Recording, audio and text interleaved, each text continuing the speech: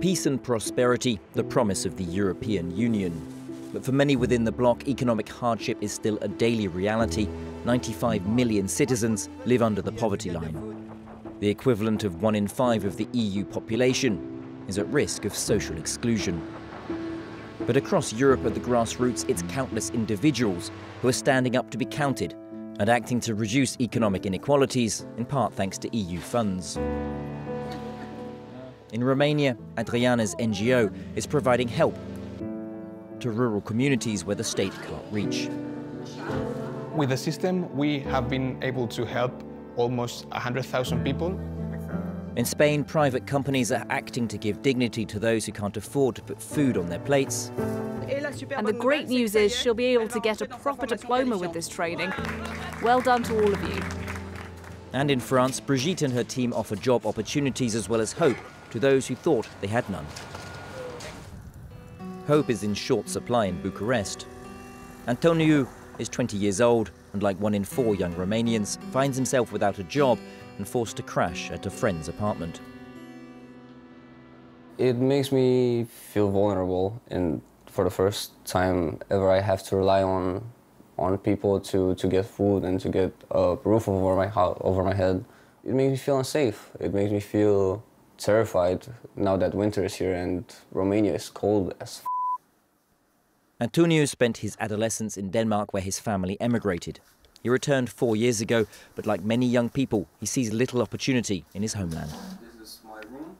I've applied to 300 jobs in the last month, and I've gotten 2 calls back for something that would not make a living for me.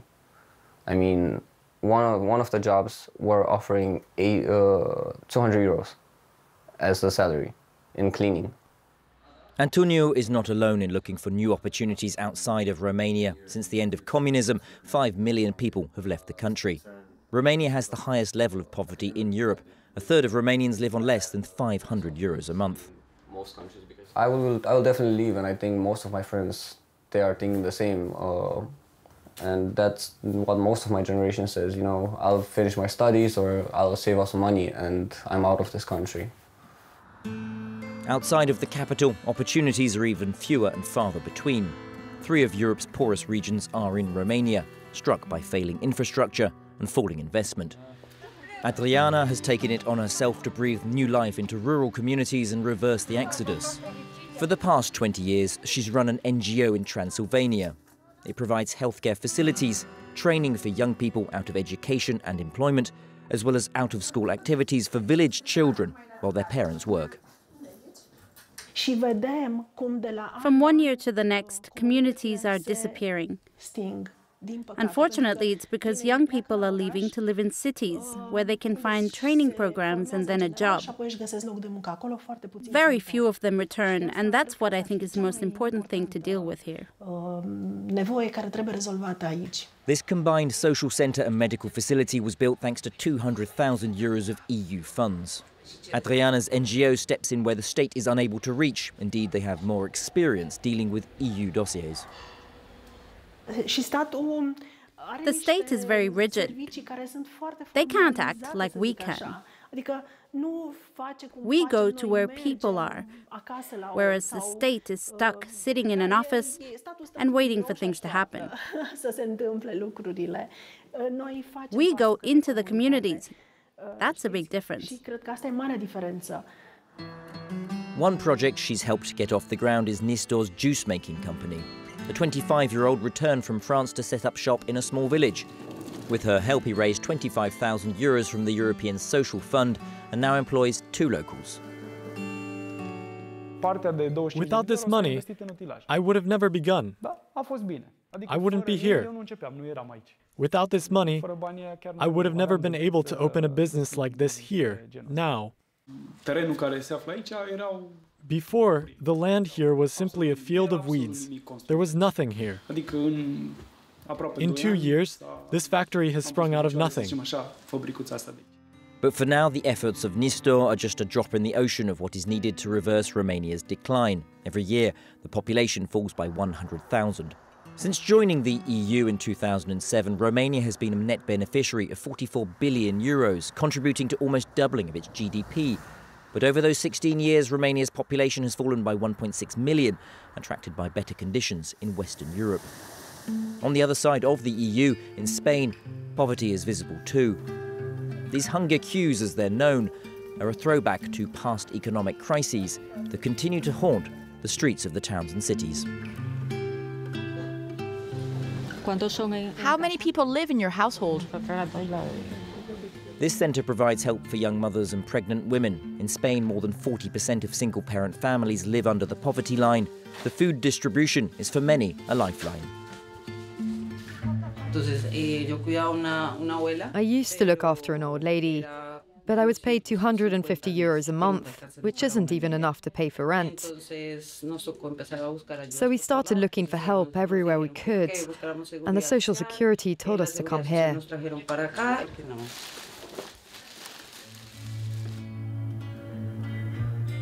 Across town at the Castellón Food Bank, the daily delivery is being prepared for all of the local NGOs that distribute free food. Food banks provide handouts to the poor, as well as allowing producers and shops to dispose of their excess produce. The supermarkets bring us the food in the morning, and then around 12:30, the different NGOs come and pick up their share.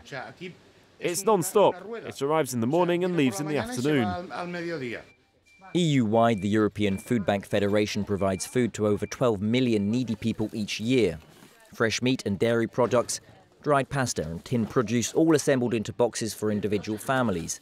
Every day of the year, this food bank distributes 2,000 tons of food. That's 1.5 million tons a year, feeding 20,000 people in the region.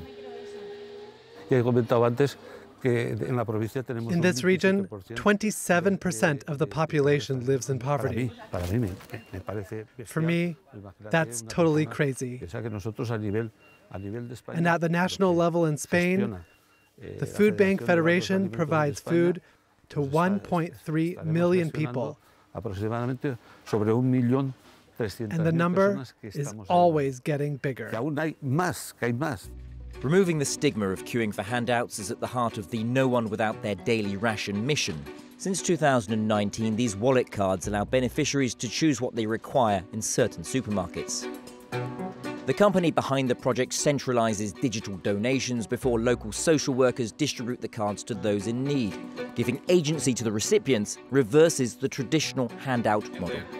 This new way of delivering food aid is important to us because it allows people to go directly to the supermarket. And with this form, they are into the society, no outside. No One Without Their Daily Ration received a €200,000 loan from the European Social Fund. The for-profit company is an intermediary between shops, food banks, social workers and the needy, capitalizing on their digital capacities to reach as many people as possible. The more digitalized and the more strength are the social food or the social aid sector, the more people they can help. And that's one of the missions of the project. As we are growing, the social aid sector gets stronger, and then they can help many, many more people. Finding new tools to fight against hunger isn't limited to Europe's urban areas. In France, rural poverty is also a concern. In the Drôme, more than 15% of the population lives beneath the poverty line on less than €1,600 per month. Poverty often masked by picturesque villages and seasonal tourism. But for many, simply fishing for handouts isn't enough. The VRAC network bulk buys organic food at a fair price, direct from farmers. Our priority is to help low-income households. In all, there are 18 local branches around France. And here in the Drôme, we're the only rural-based branch. VRAC offers organic produce to its members, most of whom are on low incomes, at prices of up to 70% lower than in supermarkets. It's a chance to eat organic food, which I've almost never been able to do. My pension is quite small, so it helps me reduce my food budget. Unlike a traditional food bank's handouts, it's the members who choose what products go into the catalogue, 20% coming from local farms. It's about dignity. We don't want to just give people leftovers. We don't want people with no money to just have leftovers. What we say is, you too are allowed to have quality food. And that's in terms of dignity as well as social justice. In tight-knit rural communities, it's often hard to admit you're living in poverty. For Vrac, striking a balance between low prices and high quality is key. Ça, c'est des légumineuses qui viennent de Charente. Here's the dried beans and legumes. They're from Charente. We couldn't find a local producer that met our members' requirements about price, quantity and availability. Vrac Drôme has grown from 2 distribution zones to 6 in the past year, serving 500 low-income households. I'm worried because we see that economic insecurity is growing, and now it's reaching parts of the population that until now had been relatively spared. For example, we're seeing a lot of single-parent families. But I'm hopeful because our work is to help provide good quality produce, and we see that despite everything, lots of people do choose to prioritize the food they eat. Nationwide, Vrac helps 7,000 households, most in urban, deprived areas. In the Drôme, the non-profit organisation already receives EU funds for rural development and is applying for European social funds to reduce the isolation many feel in rural regions. In rural areas, there are people who face food insecurity, and it's made worse by their isolation, by the problems of mobility, by an aging population. Vrac's answer is to improve access to food, and in allowing people to come together via the meetings and how we encourage people to take part. Like many associations, the Vrac network has to meet the complex requirements of the EU in terms of how to apply for funds. That model means that many of the poorest in society cannot access EU funds, according to Sébastien Bourdin, a researcher into EU financing. It automatically rules out a part of the projects. They might be great projects, but they won't be able to put together an application because they don't have the know-how. A lot of the associations that benefit from EU funds aim to get very poor people back into work. But for a lot of very poor people, their priority is getting a roof over their heads and enough to eat. And the EU struggles to help those type of associations. That means it's often the same ones that know the steps. It's always the same ones who get the EU funds. Dignity is also about providing a decent income for all, as well as proving the value of work. Here on the outskirts of Paris, Ateliers Sans Frontières creates subsidized jobs which provide hope and a second chance for 50 long-term unemployed people. Sorting and recycling old phones and tech hardware means a new start for many. Thierry is 57. He lost his job in the construction sector 6 years ago. Now the 800 euros he earns each month working part-time is a welcome return to the professional world. Old people were always cast aside.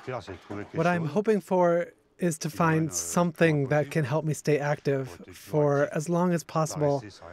I don't want to be stuck doing nothing. If I could find a long-term contract like here, that would allow me to start over once more.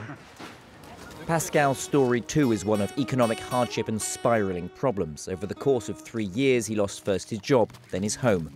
Having survived on 400 euros a month from the state, a return to employment is a major step. I got to the point where I wasn't sure what I could do anymore, and I wasn't sure whether I'd be able to do anything after such a long period of inactivity. It took coming here to find that I hadn't forgotten everything, and I could gain confidence again. And what are you looking for long term? I'd like a job, a home, a stable situation, and then be able to think about planning for the future. Ateliers Sans Frontières prides itself on getting people back into the traditional workplace. At the end of 2 years, 2/3 either leave for a training program or employment opportunities. Each month, the team celebrates those who have found new jobs. Julio has got a training program at a data center. Rudy's gone to a training program for public green space maintenance. Well done to all of them. And next month, we'll talk about how all of you will have found opportunities. Europe helps us develop a whole range of activities that will help us help you. Since 2015, ASF's 20-strong team has worked with 500 people, giving professional experience, helping with CVs, and finding local job offers. We're a launchpad towards a normal job. I say we're a weird company because in the end, when our employees start getting good at their jobs, they're ready to join a traditional company. In France, subsidised employment like this helps 150,000 people each year.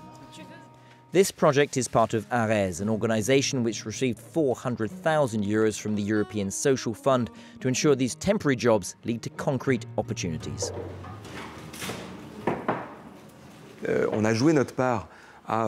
We have played a role in succeeding to reduce unemployment from 12 to 7% in France. Here, the state and the local authorities have supported entities like ours to get people living in serious poverty back into the workplace. The festive season is an opportunity too for the Atelier's team to give something back to their employees. For many families here, it's a rare chance to celebrate without worrying about who will foot the bill.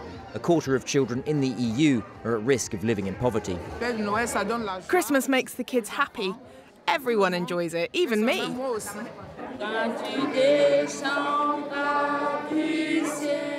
The EU's main lever to reduce poverty is the European Social Fund, which distributes 100 billion euros from 2021 to 2027.